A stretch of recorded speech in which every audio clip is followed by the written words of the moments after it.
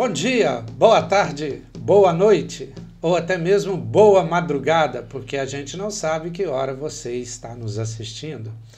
E com muita alegria iniciamos mais um Prosas Sociológicas com nosso amigo e professor, mestre e doutor José Geraldo Pedrosa.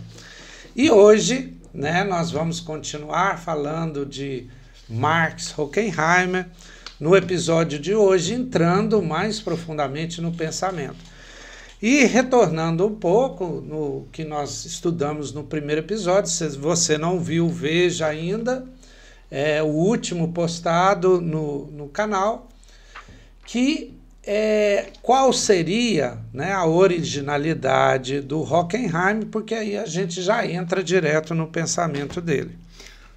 Jomar, nós terminamos o programa passado falando de uma obra importante do Horkheimer, que seria Eclipse da Razão, e eu queria destacar, ler, inclusive, dois trechos do prefácio.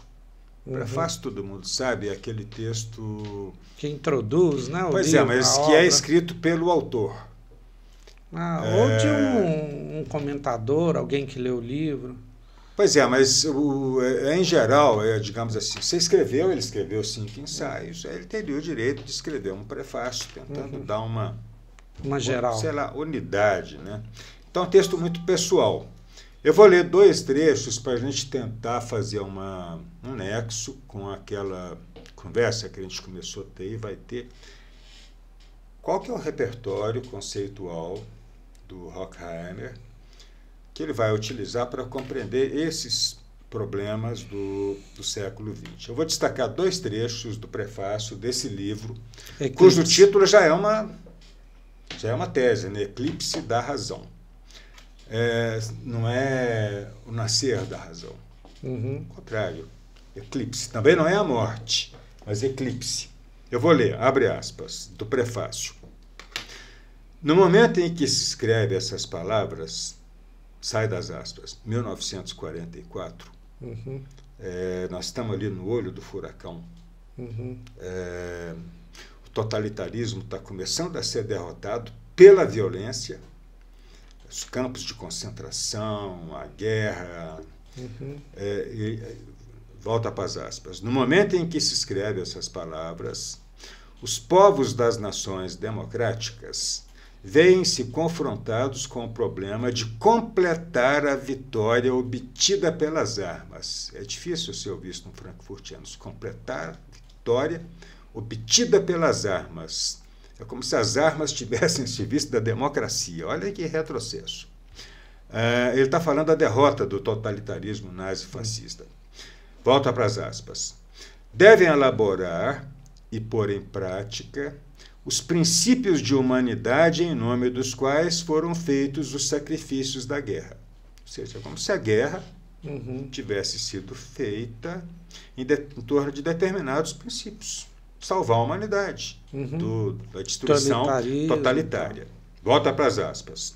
As presentes potencialidades de realização social ultrapassam as expectativas de todos os filósofos e estadistas que jamais esboçaram em programas utópicos a ideia de uma sociedade verdadeiramente humana. Então, essa é a pauta dele. É como se ele dissesse assim, o que está colocado agora, com o fim da guerra, com o fim dessa experiência, o que tem que ser colocado na pauta é a ideia de construirmos uma sociedade verdadeiramente humana. Volta para as aspas, outro trecho. Parece que enquanto o conhecimento técnico expande, e se eu tivesse vivo hoje eu diria, olha como é que a técnica expandiu. O horizonte da atividade humana diminui. E do pensamento humanos, a autonomia do homem enquanto indivíduo, a sua capacidade de opor resistência ao crescente mecanismo de manipulação das massas, o seu poder de imaginação e o seu juízo independente sofreram aparentemente uma redução. É o que eu falei. Diminui. Tudo isso aí diminui. Diminui. O avanço dos recursos técnicos de informação se acompanha de um processo de desumanização.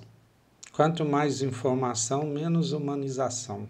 Assim, o progresso, esse progresso que está acontecendo, eles não são contra a ideia de progresso, só que estão dizendo a ideia de progresso foi apropriada pela razão utilitarista, de modo privado. Assim, o progresso ameaça anular o que se supõe ser a ascensão geral da sociedade como um todo, ou se conduz a uma reemergência vitoriosa do neobarbarismo, que acaba de ser derrotado nos campos de batalha.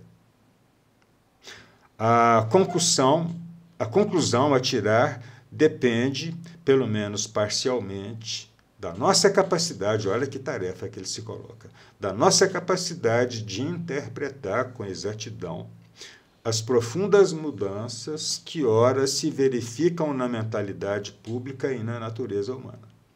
Ele vai dizer o seguinte, a nossa tarefa, a possibilidade de um futuro diferente vai depender da nossa capacidade de compreender o que acabou de acontecer. Está falando isso em 44.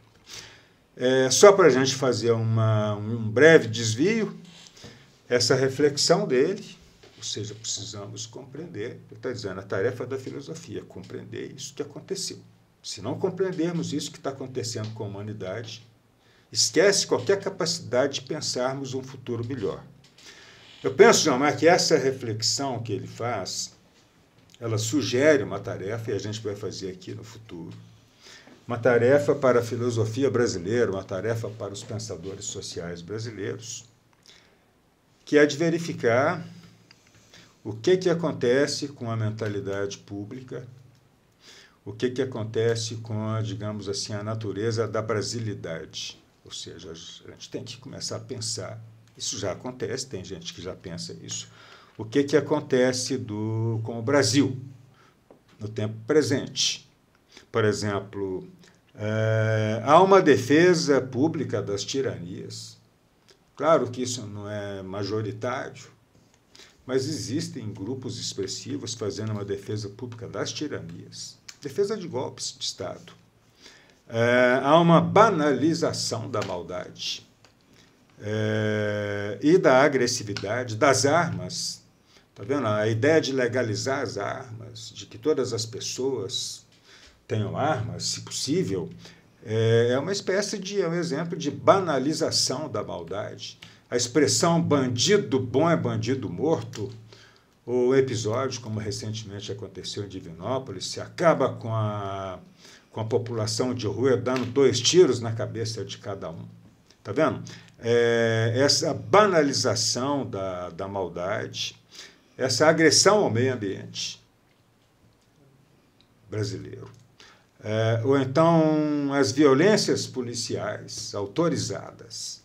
É como se a polícia estivesse socialmente autorizada a matar pobre e negro na periferia. Ou então esse estranho empenho de militarização da educação. Tudo isso exige uma reflexão de por que está acontecendo com a gente. E o Horkheimer fez isso.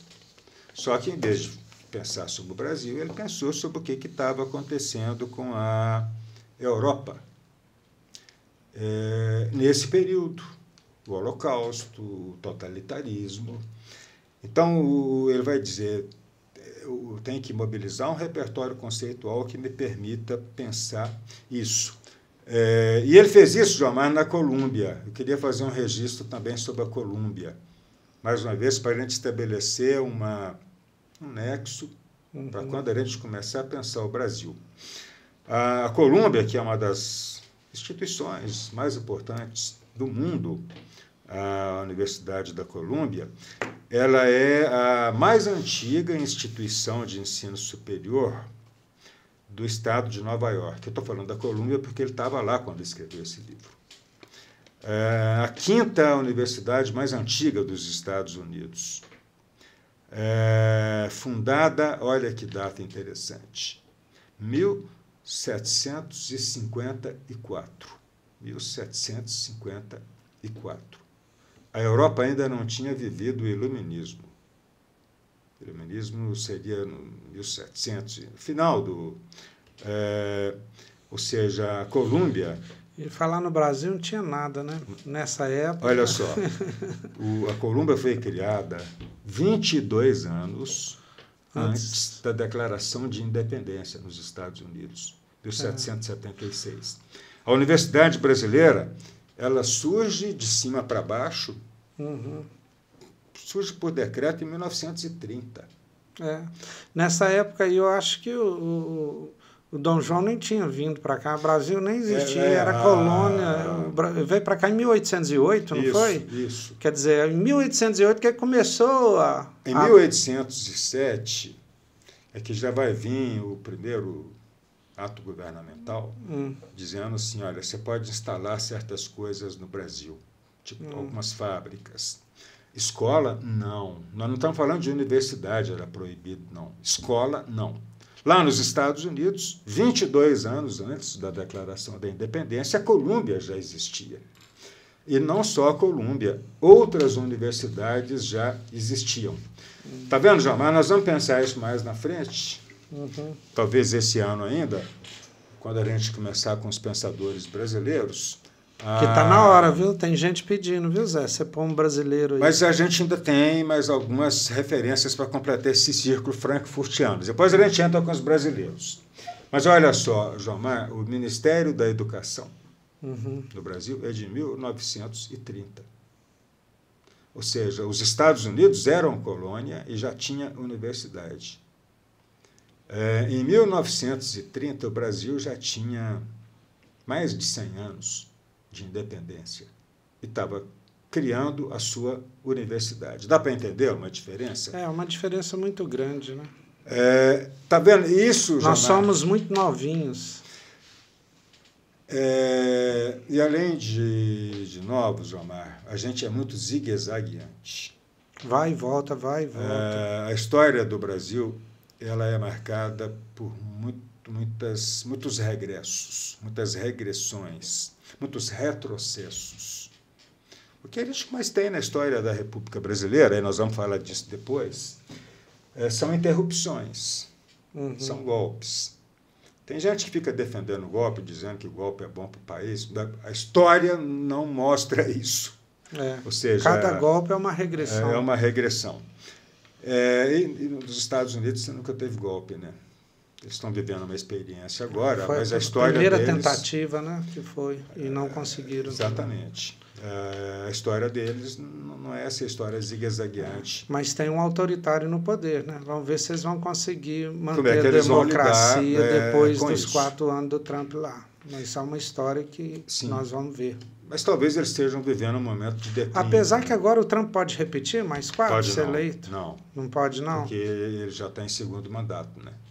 Ele não foi reeleito. Certamente não seria reeleito agora. E por isso que ele está fazendo essas coisas, porque ele não vai disputar a eleição. Mas além de não ser reeleito, se candidato fosse, certamente, estou falando mais de um desejo do que de uma predição, ele não pode ser candidato. Está vendo, João? Essa realidade exigia do Horkheimer um repertório conceitual próprio. Nós temos que começar a ver isso, então eu já vou te perguntar já na bucha a questão do Horkheimer sobre a questão da natureza, indivíduo e sociedade, que é o pensamento, né, um resumo do pensamento Vamos dele. pensar essa triangulação que você coloca, vamos imaginar como um triângulo mesmo. Numa ponta do triângulo você tem indivíduo, na outra ponta você tem natureza, na outra ponta você tem sociedade. A ideia do Horkheimer, do ponto de vista de pensar uma perspectiva de futuro, é pensar uma humanidade que fosse capaz de conciliar, no sentido de ter uma relação de paz entre indivíduo, sociedade e natureza. Essa seria a ideia fundamental dele, que a gente vai pensar sobre ela gradativamente. Então, vamos começar com a primeira referência, a ideia de natureza. Natureza. Essa ideia é comum a Horkheimer e Adorno, mas o Horkheimer tem uma elaboração particular sobre isso. Então vamos lá. Ele parte, Jomar, quando o Horkheimer vai pensar essa ideia de natureza, veja bem, ele está buscando conceitos para pensar o que estava acontecendo. Ele parte de duas referências, Karl Marx e Freud. De Marx, ele pega uma frase que está nos manuscritos econômico-filosóficos, que é o seguinte: a natureza é o corpo inorgânico do homem.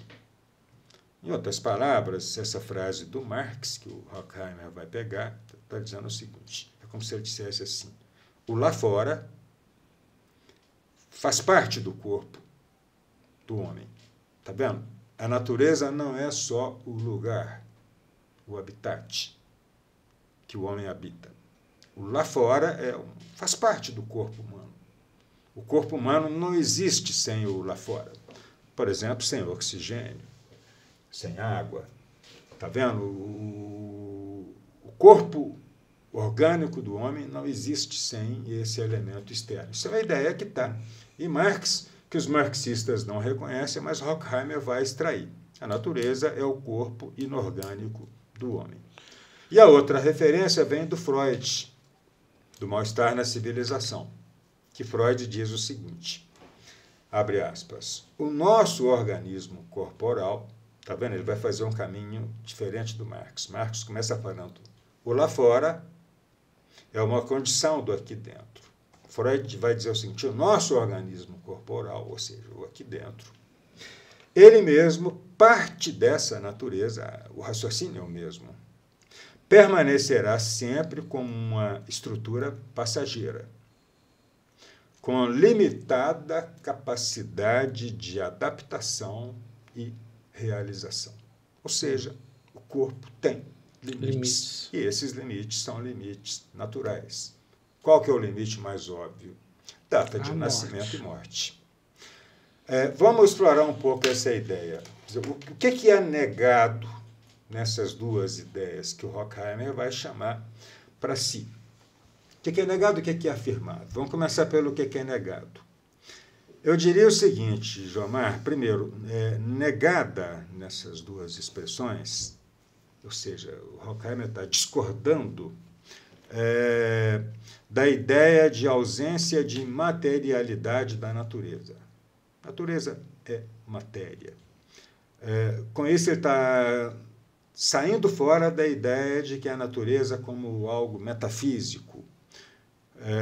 Por exemplo, como Aristóteles pensava, a natureza como espécie de destino natural, rumo natural, uma espécie de lugar natural. Segundo, eles também vão negar a ideia, eles que eu falo é a síntese de Horkheimer, negar a ideia de uma natureza dividida em regiões qualitativamente distintas. Por exemplo, a ideia de uma natureza humana. Se tem uma natureza humana, então você está dividindo, existem outras naturezas. Uma é a natureza humana. Tá vendo? Eles vão discordar dessa ideia de uma natureza humana distinta distinta da natureza. Distinta na natureza, sim. Exemplos disso. O homem é um animal cívico por natureza. Tá vendo? Isso é do Aristóteles. Ele está dizendo o seguinte, o homem é civilizado por natureza. Essa é a natureza humana. Ou do Thomas Hobbes. O homem é o lobo do próprio homem. Está vendo o que o Hobbes está dizendo? Que o homem, e o Aristóteles também, o que o homem ele é por natureza. Porque existe uma região da natureza que é a natureza humana. Horkheimer está rompendo com isso. Assim como ele vai negar a ideia de destino natural. Não há um destino natural. Ele vai opor isso a uma ideia que é de Marx, que seria a ideia de história natural. Assim como ele vai negar também, Jomar, Horkheimer, a ideia de, com aquela afirmação de natureza, ele vai negar a ideia de que o homem é um ser sobrenatural, ou então puramente cultural, artificial. É como se o homem fosse um ser descolado da natureza. Ele vai negar isso. Assim como ele vai negar também a ideia de que humanizar é desnaturalizar. Essa é uma ideia positivista. Quanto mais distante o homem for da natureza, mais próximo ele está da civilização. Está vendo? Quando eles chegaram aqui no século XVI, olharam para os índios e falaram: esse povo tem um comportamento natural, nós temos que civilizá-los. Entendi. Eles negam tudo isso. O Horkheimer, com aquela síntese de Marx e Freud, nega tudo isso. Agora, o que ele afirma? Primeiro, a ideia do valor em si da natureza, ou seja, a natureza ela não existe só para o homem. A natureza é um sujeito. O homem não é o único sujeito. Aí você fala assim, mas como a natureza não pensa? Bom, se tiver que pensar, esse, então já é um antropocentrismo. Ou seja, a natureza é diferente do homem, mas ela tem autonomia.